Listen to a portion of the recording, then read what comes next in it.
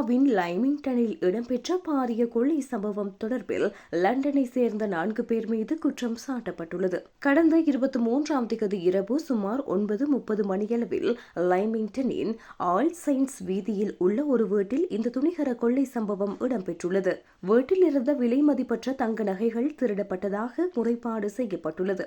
இந்த கொள்ளை சம்பவத்தில் தொடர்புடையதாக கருதப்படும் 4 பேர் மீதும் குற்றச்சாட்டு சுமத்தப்பட்டுள்ளது. அதற்கமைய சவுத் ஹோல் பகுதியை சேர்ந்த 34 வயதான அகமது எடில்பி, சவுத் கிரைட்டன் பகுதியை சேர்ந்த 37 வயதான கல்பேஷ் டெய்லர், லண்டன் டெவன்போர்ட் பகுதியை சேர்ந்த 25 வயதான பிரெண்டன் கரோலன், வெம்ப்லி பகுதியை சேர்ந்த 34 வயதான இமானுவேல் எஸ்போன் ஆகியோர் மீது குற்றம் சாட்டப்பட்டுள்ளது.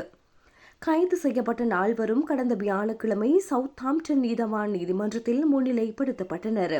அவர்களை தொடர்ந்து காவலில் வைக்க உத்தரவிட்ட நீதிமன்றம் அடுத்த கட்ட விசாரணைக்காக ஏப்ரல் மாதம் 27ஆம் தேதியன்று சவுத்ஹாம்ப்டன் கிரவுண்ட் நீதிமன்றத்தில் ஆஜராகுமாறு உத்தரவிட்டுள்ளது.